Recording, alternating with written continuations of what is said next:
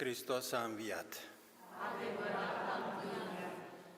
Vă salut cu bucurie pe toți cei prezenți în biserică și pe cei de acasă care ne urmăriți pe internet sau Radio Maria și vă invit la aceeași deschidere și interes pentru a continua călătoria către inima noastră.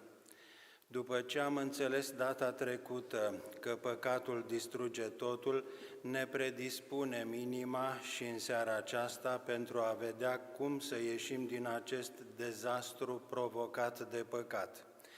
Dar mai întâi vă invit ca de obicei la un moment de rugăciune carismatică și de invocare a Duhului Sfânt, ca să trăim și această seară cu inima, lăsându-ne atinși de Harul lui Dumnezeu și de acțiunea Duhului Sfânt.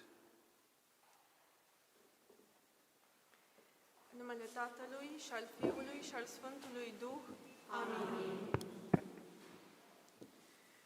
Doamne, vrem să Te lăudăm din toată inima și să Te binecuvântăm pe Tine care ne-ai salvat. Doamne, vrem ca încă de la bun început să ne deschidem inimile prezenței Tale Sfinte și să Te lăsăm să lucrezi în inimile noastre în această seară. Fii binecuvântat și preamărit, Doamne, de aceea noi înălțăm mâinile și glasurile noastre către Tine. Fii preamărit, Dumnezeul, în veci de veci, laudă, laudă Ție, Doamne.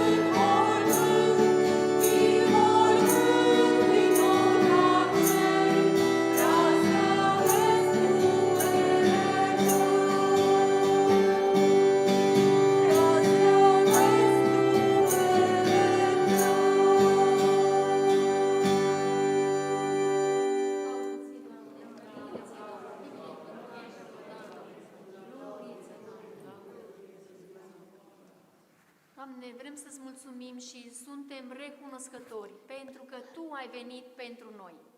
Ai venit din cer pentru noi, ai lăsat cerul, frumusețea cerului, l-ai lăsat pe Tatăl, ai lăsat acea iubire care era plinătate iubirii și ai venit pentru noi. Doamne, noi suntem recunoscători pentru că Tu ai venit în întâmpinarea noastră. Dar și în această seară vii în întâmpinarea noastră, pentru că știi că avem nevoie de Tine. Avem nevoie ca Tu să ne reînnoiești. Avem nevoie ca Tu să ne atingi inimile. Avem nevoie să ne ridici. De aceea noi îți mulțumim, Te lăudăm și Te binecuvântăm. Laudă Ție, Doamne! Mărire Ție, Doamne! Fii binecuvântat, Doamne!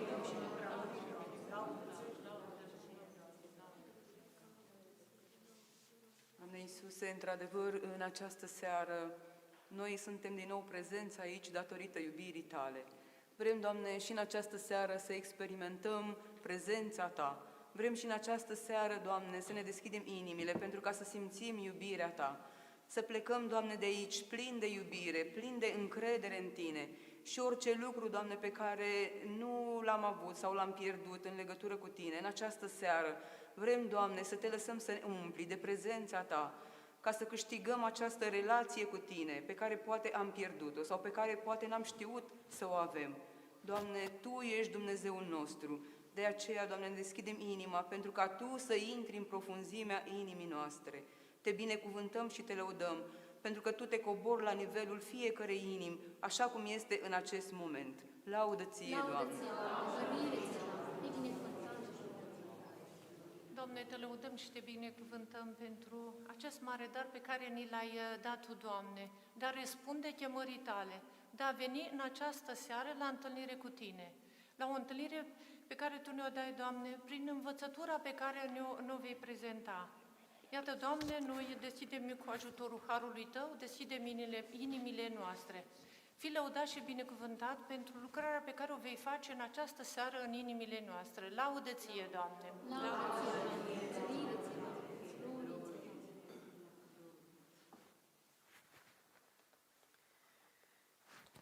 Doamne, noi avem nevoie tot mai mult de Tine, de prezența Ta sfântă. Avem nevoie de Duhul Tău cel Sfânt, care să ne umple inima, care să ne umple cu puterea care este în Tine, Doamne. Avem nevoie de o nouă reînnoire pentru a putea primi cu adevărat darul mântuirii. Te rugăm, Duhule Sfinte, vino asupra noastră, vino în ajutorul slăbiciunilor noastre, vino și ajută-ne să fim prezenți în acest moment aici și să ne deschidem harului Tău. Vino, Duhule Sfinte! Vino, atinge fiecare inimă, vino cu căldura iubirii, vino cu pace. Duhule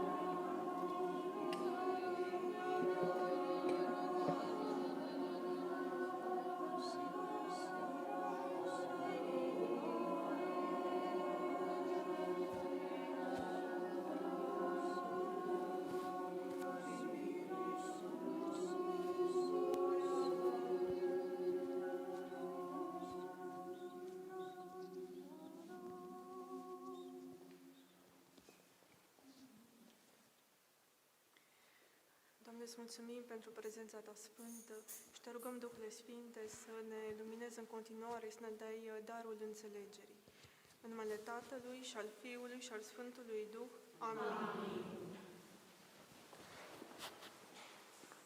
Iar acum îi dau cuvântul Agnezei pentru a patra învățătură din parcursul nostru către Rusalii și a cărei temă ne va fi prezentată în cadrul expunerii.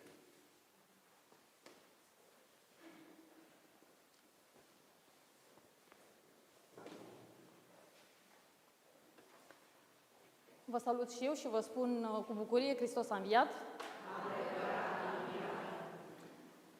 De la început vreau să vă dau o scurtă mărturie, că sunt foarte bucuroasă pentru tema pe care o dezbatem în seara aceasta, pentru că în Vinerea Sfântă și în Sâmbăta Sfântă am avut o experiență aici în biserică, la mormântul lui Iisus, și ceea ce voi spune în seara aceasta, parțial, va fi rodul acelei inspirații pe care am primit-o în rugăciune în fața mormântului lui Iisus, mai ales în Sâmbăta Mare, când, ca toată lumea, eram în pregătirile de Paști, gătit și așa mai departe, și am lăsat totul baltă, am închis aragazul și am venit să stau cu Iisus și am stat vreo 2-3 ore.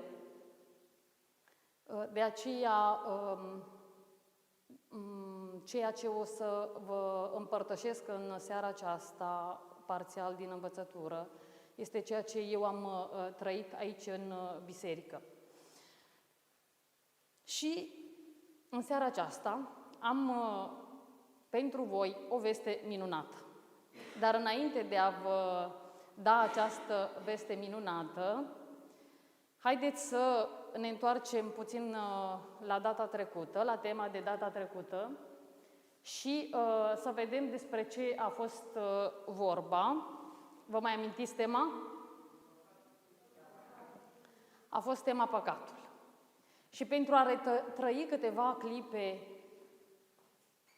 ceea ce am auzit data trecută, vom intra în acel climat de întuneric, vom stinge luminile pentru câteva momente, pentru a experimenta acea povară a păcatului, acel întuneric despre care am vorbit data trecută. La începutul acestui drum am vorbit despre iubirea lui Dumnezeu necondiționată, infinită, dar care, la un moment dat, n-a mai fost comunicată către om pentru că a intervenit păcatul. Și am văzut data trecută cum păcatul l-a rupt pe om de Dumnezeu. A creat un gol în interiorul omului și s-a format această prăpastie între Dumnezeu și om. Oare putea iubirea aceasta necondiționată a lui Dumnezeu să facă ceva pentru acest gol provocat de păcat? Cine poate să-ți umple ție golul pe care l-ai descoperit data trecută în inima ta? Cine poate să te scoată din acel întuneric pe care l-ai văzut data trecută în interiorul tău? Cine poate să te salveze din păcatul și din slăbiciunile pe care data trecută ți le-ai descoperit?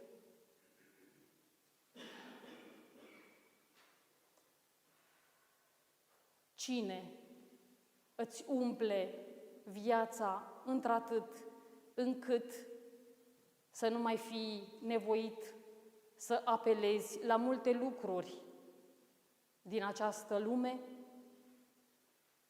Cine?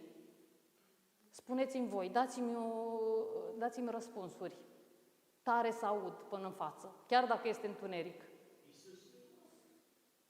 Iisus. Poate și tu, în acest moment, te afli într-o situație dificilă, din care nu știi cum să ieși. Te afli într-un întuneric. Poate că traversezi necazuri, nenorociri în viața ta. Nu mai știi încotro să mergi. Nu mai știi de ce nu merge viața ta. Ai descoperit că ceva nu merge în viața ta și nu știi ce să faci. Și poate ai încercat și tu diferite lucruri pentru a-ți rezolva problema din inima ta și din viața ta. Poate ai apelat chiar la ocultism, cum am vorbit data trecută, pentru a găsi o rezolvare la problema ta. Dar iată că dacă omul nu poate să se salveze singur din păcatul său, Dumnezeu s-a gândit la om. Și lui Dumnezeu îi pasă de tine. Îi pasă de dificultatea prin care tu treci, de situația împovărată în care tu ești în momentul acesta. Lui Dumnezeu îi pasă de tine. Îi pasă într-atât de mult de tine, încât l-a trimis pe Iisus, Fiul Său, să-și dea viața pentru tine. Și iată că în seara aceasta,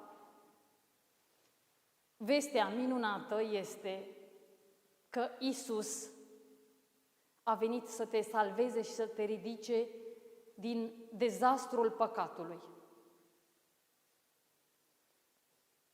Se vor aprinde acum luminile și vom încerca să aprofundăm această temă care are drept titlu Soluția la păcat e numai în Isus. Soluția la păcatul tău o găsești doar în Isus. Am văzut data trecută că omul s-a rupt de Dumnezeu prin păcatul neîncrederii în iubirea lui Dumnezeu. Și s-a creat această prăpastie între Dumnezeu și om. Și vă invit să privim acum o imagine în care îl vedem pe Dumnezeu în stânga mea, înlăcrimat, pentru că omul și-a întors spatele. Și-a întors spatele de la Dumnezeu și a permis ca acest păcat să creeze această prăpastie între el și Dumnezeu.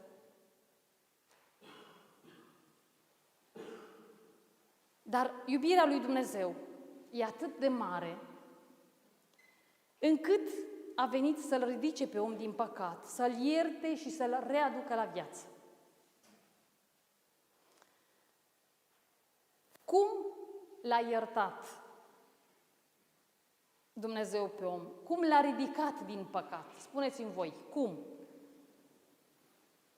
În ce fel? În ce mod l-a ridicat Dumnezeu pe om din păcat? L-a judecat? L-a condamnat? Nu l-a judecat și vă amintiți la tema despre iubirea lui Dumnezeu, cum imaginile false ne împiedică să experimentăm iubirea lui Dumnezeu, pentru că îl vedem pe Dumnezeu ca judecător. Iată că Dumnezeu nu l-a judecat pe om, ci i-a dat o șansă de salvare, în loc să-l judece și în loc să-l condamne. Și această șansă de salvare a fost faptul că l-a trimis pe Fiul Său.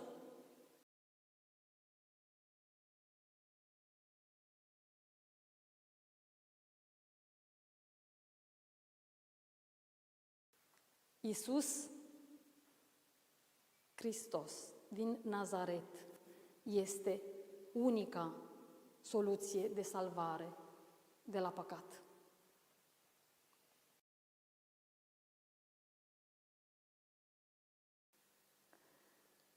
Vă invit acum să ascultăm un pasaj din Evanghelia după Ioan.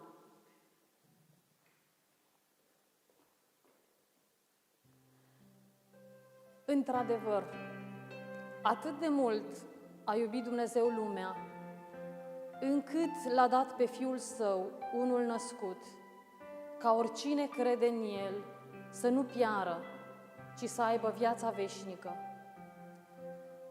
Pentru că Dumnezeu nu l-a trimis pe Fiul Său în lume ca să judece lumea, ci ca lumea să fie mântuită prin El. Haideți să vedem ce înseamnă atât de mult a iubit Dumnezeu lumea. Ce înseamnă pentru voi aceste cuvinte când le-ați auzit? Atât de mult a iubit Dumnezeu lumea. Infinit, așa este. Tu faci parte din această lume pe care a iubit-o Dumnezeu. Dar ce înseamnă atât de mult a iubit Dumnezeu lumea? Pentru totdeauna. Pentru totdeauna. Dumnezeu, când s-a coborât din sânul Sfintei Trăimi, s-a întrupat și a luat chip de om. Ce a trebuit să facă Iisus înainte de a se coborî pe pământ și să se întrupeze? A trebuit să mai facă ceva înainte de a se coborî. Spuneți, curaj! Să spună, iată, vin să fac voința ta, Dumnezeule. Iată, vin să fac voința ta, Dumnezeule. Și pentru acest lucru a trebuit să facă ceva. A trebuit să renunțe la slava sa, la gloria sa din sânul Sfintei Trăimi. Și s-a coborât pe pământ, s-a întrupat și a luat chip de om. Iată ce înseamnă atât de mult a iubit Dumnezeu lumea. A renunțat la tot, inclusiv la splendoarea sa divină din sânul Sfintei Trăimi. Omul nu era în stare să ajungă la Dumnezeu.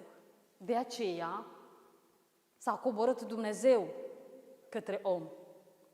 Zidul care îl separa pe Dumnezeu de om din cauza păcatului a fost dărâmat.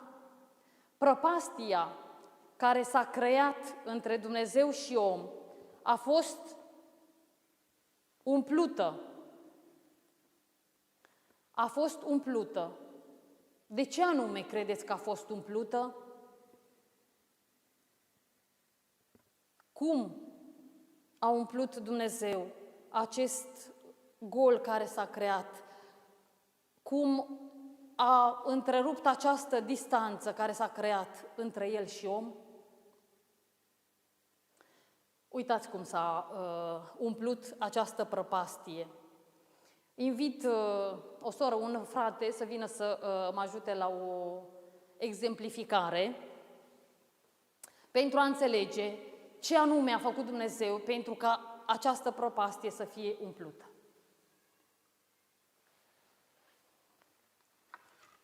Uitați, acest gol, această prăpastie, Dumnezeu a umplut-o cu crucea lui Iisus.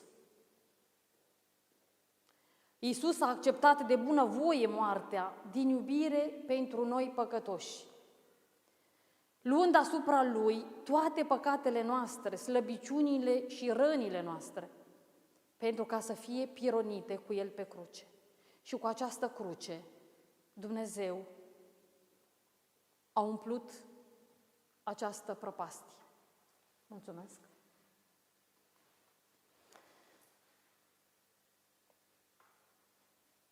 Și de ce a făcut Dumnezeu lucrul acesta pentru om? Vedem într-un pasaj din cartea profetului Isaia. Pentru că ești prețios în ochii mei, vrednic de cinste, și eu pe tine te iubesc. Dau oameni în locul tău și popoare în locul sufletului tău. Nu te teme, căci eu sunt cu tine. Nu te teme, căci eu sunt cu tine. De ce te temi? Dumnezeu e cu tine. Exact în acest moment. Este cu tine în frica pe care o simți în inima ta. Pentru că ești prețios în ochii Lui.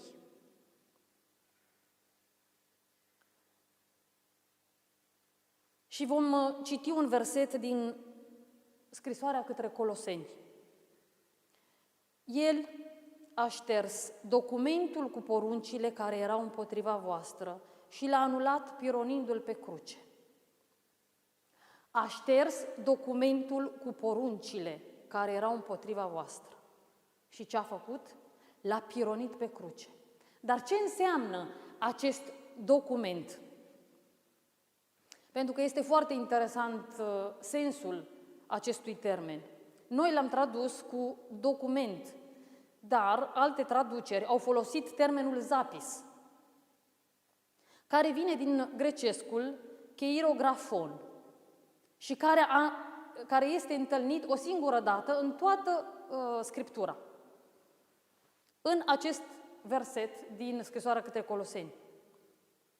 Iar cercetătorii rabinici dovedesc faptul că acest termen se referă la un dosar sau registru de păcate. Imaginați-vă, un registru de păcate. Cineva care a stat și a înregistrat păcatele tale. O evidență privind povara păcatelor săvârșite de om. Zapisul. Acesta este zapisul. Iată, Iisus a șters acest zapis. Această listă, această evidență a tuturor păcatelor noastre. A șters consecința păcatelor noastre. Și haideți să ne amintim care este consecința păcatului, am văzut-o data trecută. Consecința păcatului este moartea. Prin moartea și învierea sa, Iisus învinge consecința cea mai rea a păcatului. Prin moartea pe cruce și învierea sa. Moartea este învinsă și Iisus ne deschide ușa unei noi vieți. Așa citim în Evanghelia după Ioan. Eu am venit ca să aibă viață și să o aibă din belșug. Vă mai amintiți de la tema păcatul? Când am vorbit despre faptul că omul putea să aleagă în toată libertatea. Ce putea să aleagă? Care este alegerea pe care omul putea să o facă? Ce anume trebuia să aleagă? Viața sau moartea? Așa este. Avea toată libertatea de a face această alegere. Iisus, mort și înviat, este unica soluție a lui Dumnezeu pentru lume. Și citim în Faptele Apostolilor acest verset.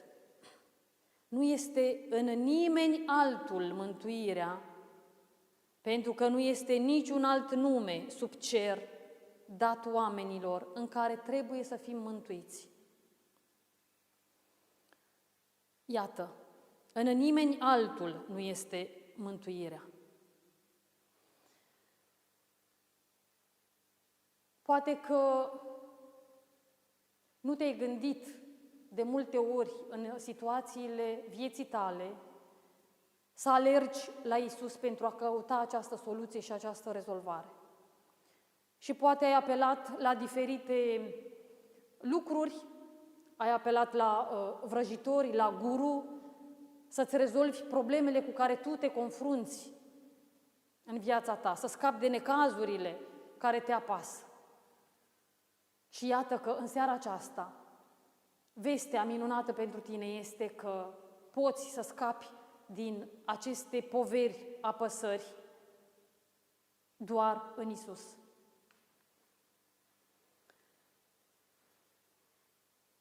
Vom citi acum un pasaj din scrisoarea către Romani pentru a înțelege că mântuirea este un dar gratuit. Nu îl putem merita.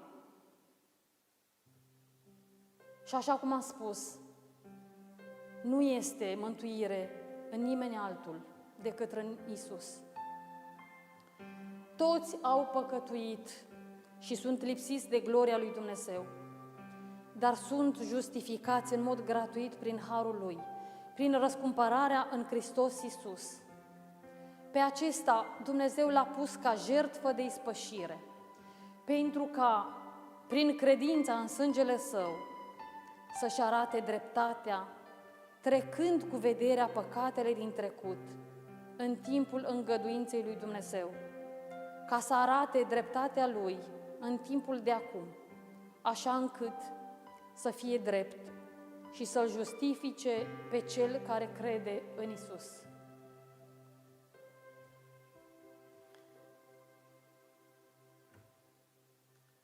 Am o altă provocare pentru voi. Când ne mântuiește Isus de păcatele pe care le săvârșim? Mâine, poimâine, răspoimâine. Ne-a mântuit atunci când a murit pe cruce sau ne va mântui în momentul în care săvârșim un păcat?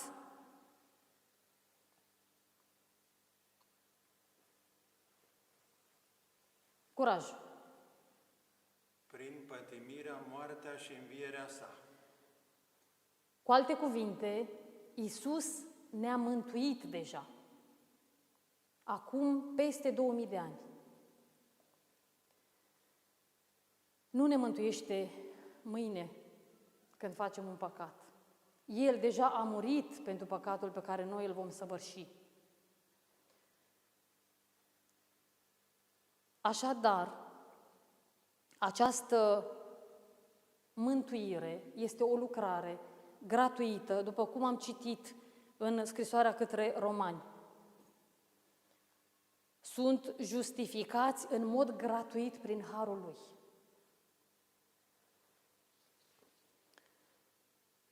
Și pentru a înțelege și mai profund acest sens de gratuit, vă invit să ascultăm un pasaj din scrisoarea către Efeseni. Voi erați morți din cauza greșelilor și a păcatelor voastre, în care umblați odinioară, după mentalitatea veacului lumii acesteia, după stăpânitorul puterii văzduhului, a Duhului care lucrează acum în fiii neascultării. Printre aceștia am trăit și noi toți odinioară în poftele trupului nostru, împlinind dorințele trupului și ale simțurilor. Și eram și noi din fire, fii ai mâniei, precum și ceilalți. Însă Dumnezeu, fiind bogat în îndurare, pentru marea sa iubire cu care ne-a iubit, pe când noi eram morți din cauza greșelilor noastre, ne-a readus la viață împreună cu Hristos. Prin har ați fost mântuiți. Ne-a înviat și ne-a așezat în ceruri în Hristos Iisus. Iată ce înseamnă gratuit. Prin har ați fost mântuiți. Dar de ce e gratuit acest dar al mântuirii. De ce această lucrare a mântuirii este gratuită? Astăzi trăim într-o mentalitate în care parcă nimic nu mai este gratuit. Atunci când ți se face un favor, simți nevoia de a recompensa cu ceva. Și iată că pentru a intra în această optică a gratuității mântuirii, e nevoie să ne schimbăm mentalitatea de a privi această lucrare de mântuire, care ni s-a dat în dar, în mod gratuit. Haideți să vedem pasajul biblic din Evanghelia după Ioan, pentru a înțelege și mai adânc ce a însemnat această lucrare gratuită de mântuire.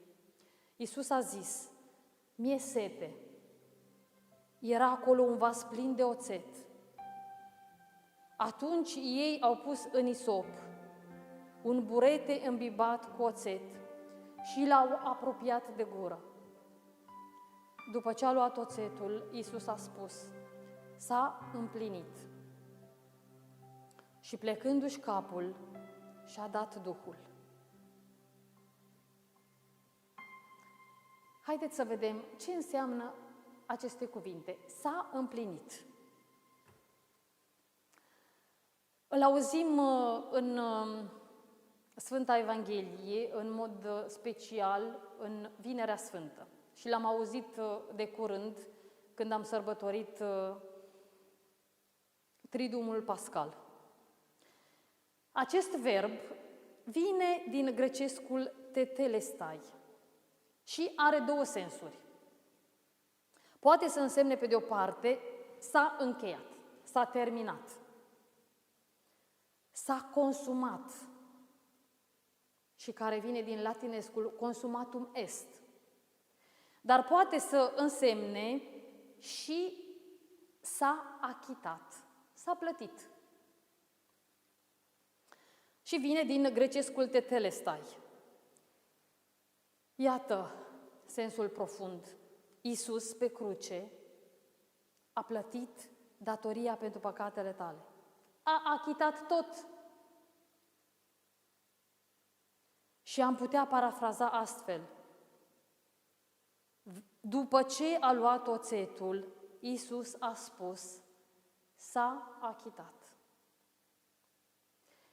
Păcatul este o datorie a omului față de Dumnezeu. O datorie care trebuie achitată. Iar Iisus a luat asupra Lui orice datorie a ta și a plătit, lăsându-se răstignit pe cruce în locul tău.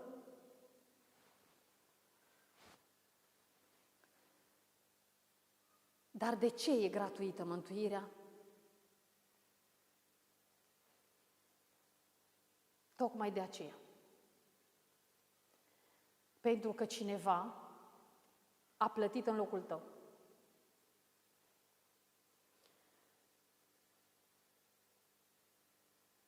Iisus a dat totul pentru ca datoria ta să dispară, pentru ca tu să fii ușurat.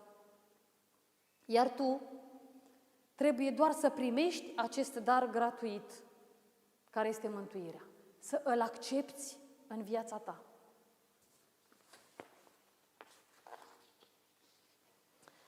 El a plătit pentru păcatul tău, a plătit pe cruce, așa cum am spus, s-a lăsat răstignit pe cruce în cea mai josnică rușine.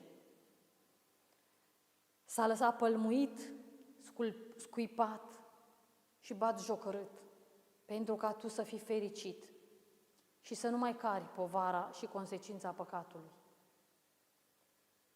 Așadar, am putea spune că mântuirea este eliberarea, ușurarea de această datorie. Și imaginați-vă că aveți o datorie în bancă. Te duci să achiți datoria și ți se spune este achitat. Cineva a plătit.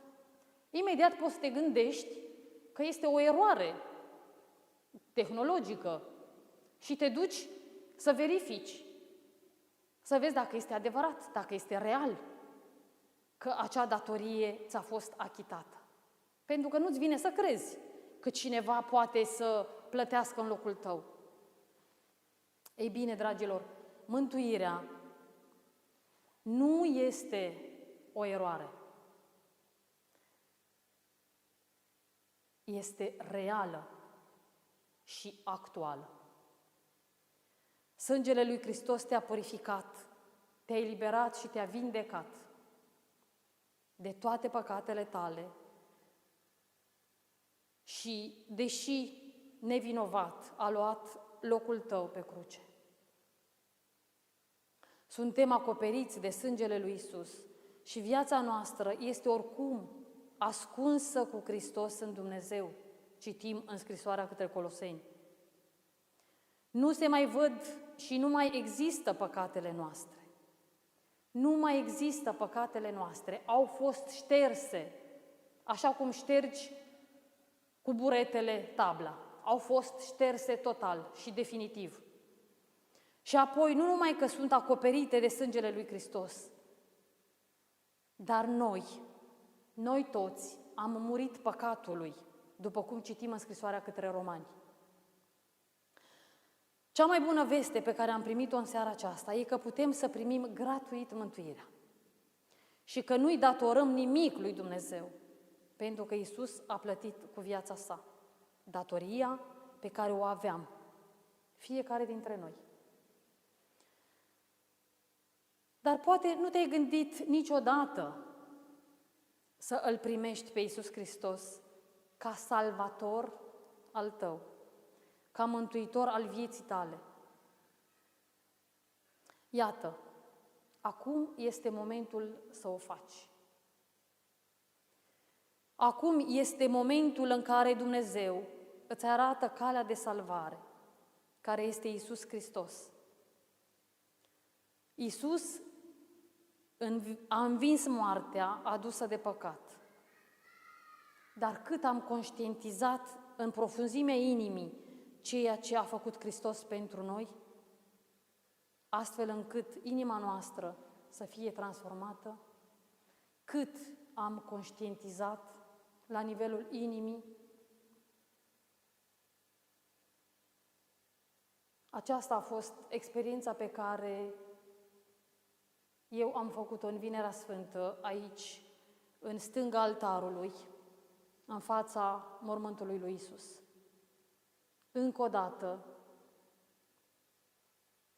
am conștientizat mai profund ceea ce Isus a făcut pentru mine. Și probabil nu reușim niciodată să conștientizăm pe deplin acest mister al pătimirii, morții și învierii lui Isus și cât l-a costat pe Isus pentru ca noi să avem viață.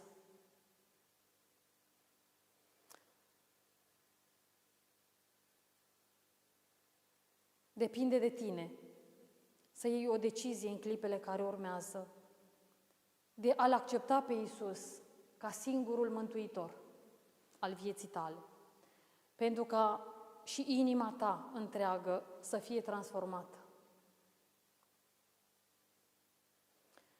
Dacă îți lipsește ceva în inima ta, pacea cu tine însuți, pacea cu ceilalți, pacea cu Dumnezeu, Iisus îți oferă plinătatea vieții. Îți umple golul din inimă. Deschideți inima înaintea lui Iisus în momentele care urmează și spune-i, vorbește-i despre acest gol care îl ai în inima ta, despre ceea ce îți lipsește în inima ta. sau dacă te apasă ceva, o greutate, o îndoială, povara unui păcat, a unui viciu de care nu reușești să mai scapi. Dacă te apasă ceva ce nu mai poți suporta, orice, poți să-i dai lui Iisus și să-i spui să te elibereze. Acum va urma un moment de interiorizare și de data aceasta vă invit să nu închideți ochii și să urmărim imaginile care vor fi proiectate și se vor rula pe panou. Vă invit să vă lăsați conduși în profunzimea inimii de Duhul Sfânt și acolo să aveți o experiență personală, profundă, de eliberare și ușurare a poverii pe care o duceți în acest moment. Pentru că fiecare vă știți greutatea care apasă pe inima voastră.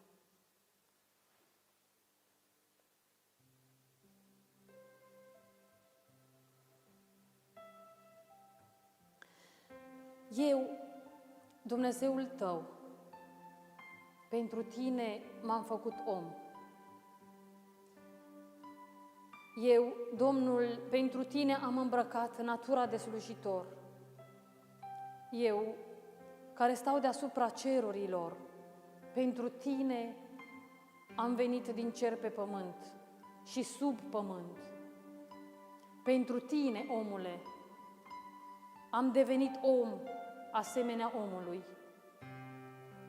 dar apoi am devenit liber între cei morți. Pentru tine, care ai ieșit din grădina paradisului pământesc, am fost trădat de Iuda tot într-o grădină, în grădina Ghetsemani, și acolo am asudat sânge în locul tău. Privește, pentru tine am fost condamnat și dat în mâinile iudeilor, a arhiereilor și a lui Pilat.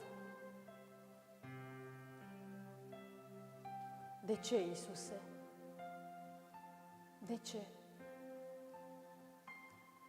Pentru ca tu să fii liber.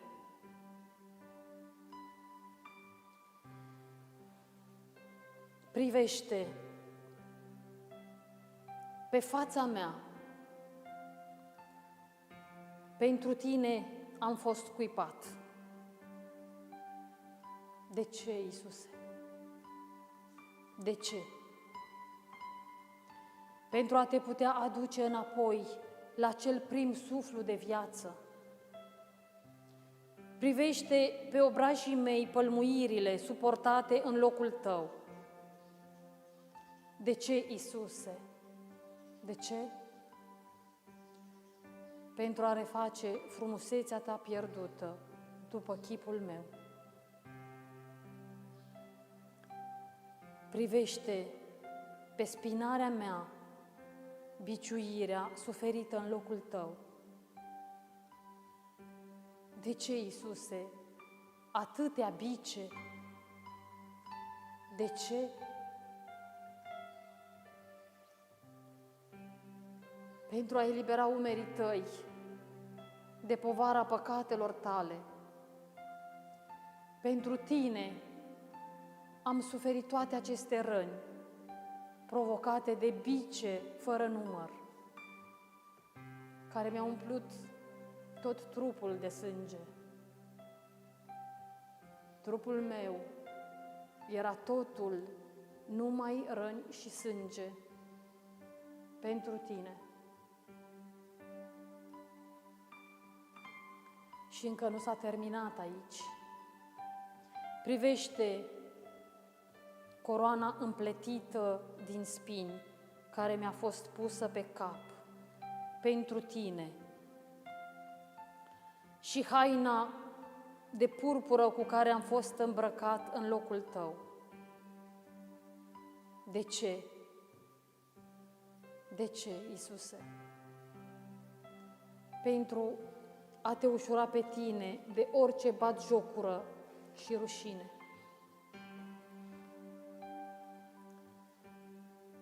Privește ce am suportat pentru tine. Spinii apăsau pe cap și cu toate aceste dureri mi s-a pus crucea grea pe umeri pentru a urca muntele Calvar, pentru tine. De ce, Iisuse? De ce? Pentru ca umerii tăi să fie eliberați de povara păcatului tău. Privește cum pe drumul spre Calvar, greutatea crucii a fost atât de mare încât m-a doborât la pământ pentru tine și am căzut sub crucea păcatelor tale grele, sub care încă tu vrei să rămâi.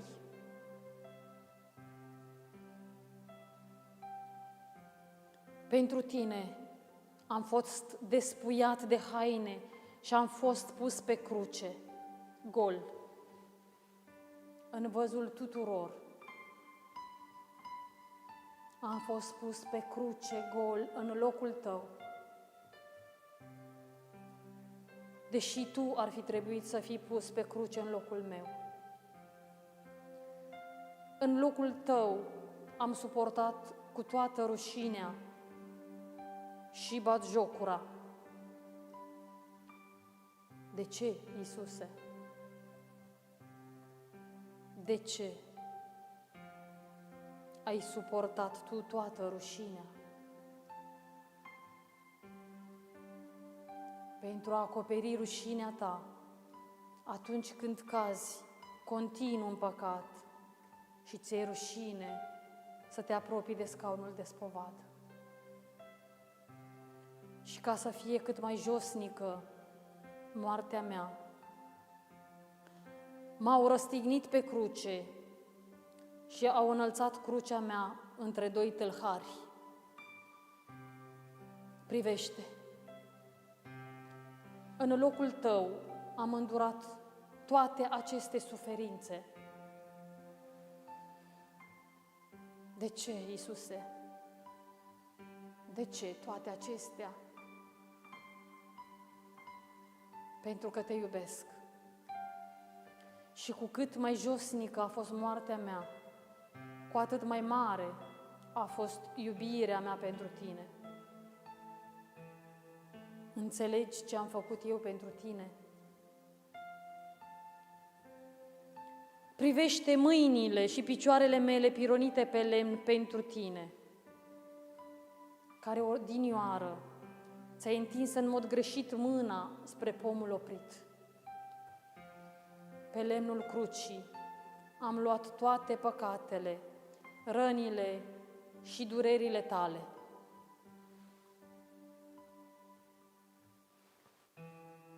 De ce? De ce, Iisuse? Pentru ca tu să fii vindecat de toate acestea. Înțelegi acum ce am făcut eu pentru tine? Înțelegi cât de mare este iubirea mea pentru tine? Și ca și cum nu era îndeajuns toată această suferință, în setea mea după sufletul tău, ca să te salvezi, au îmbibat un buret de noțet și mi l-au apropiat de gura mea, plină de răni și sânge. Oare puteam face mai mult pentru tine și nu am făcut? Ce aș fi putut face mai mult decât atât, pentru ca tu să fii liber de orice povară a păcatelor și rănilor tale? Ce aș fi putut face mai mult de atât, pentru ca tu să ai încredere în iubirea mea necondiționată? Spune, vorbește. Ce aș fi putut face mai mult pentru tine și nu am făcut? Când soarele s-a acoperit de nori și s-a făcut întuneric, când catapeteasma templului s-a sfâșiat la mijloc, când l-a cuprins fiorii morții, Iisus a strigat cu glas puternic: Eli, Eli, lama sabachthani. Tată, în mâinile tale îmi încredințez sufletul. Și spunând aceasta, și-a dat Duhul. De ce, Iisuse? De ce? Pentru ca tu să ai viață, ca tu să ai viața cea nouă. Mi-am dat viața din iubire pentru tine. Am dat totul pentru ca tu să ai încredere în iubirea mea. Am dat totul pentru că te iubesc.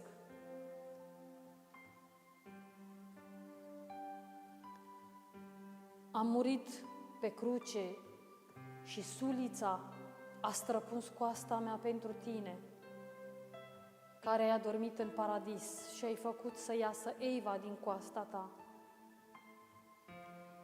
Coasta mea a vindecat durerea coastei tale.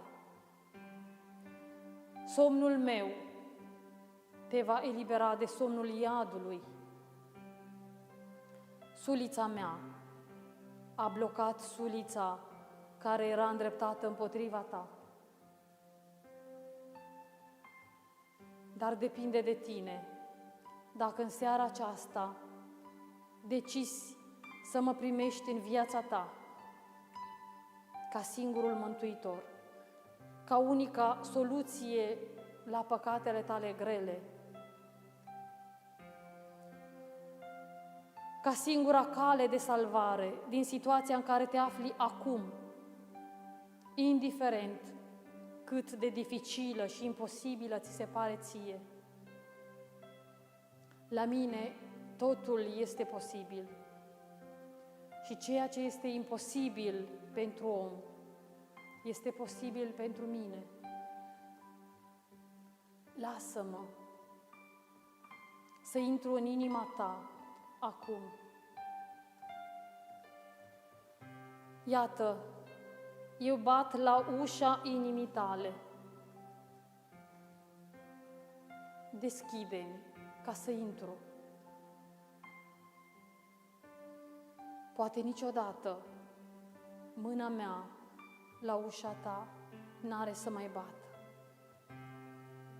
Poate niciodată mâna mea la ușa ta n-are să mai bată. Amin.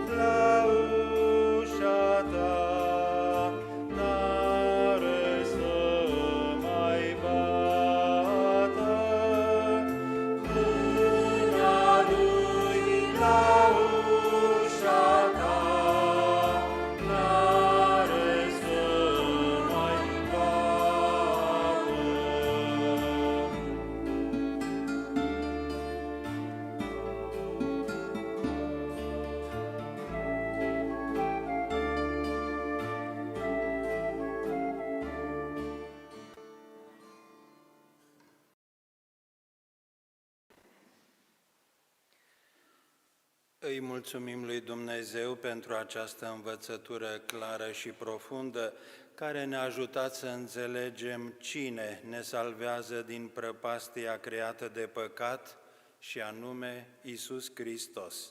Numai în El este mântuirea noastră și în nimic altceva. O seară binecuvântată tuturor, Hristos a înviat! Amin.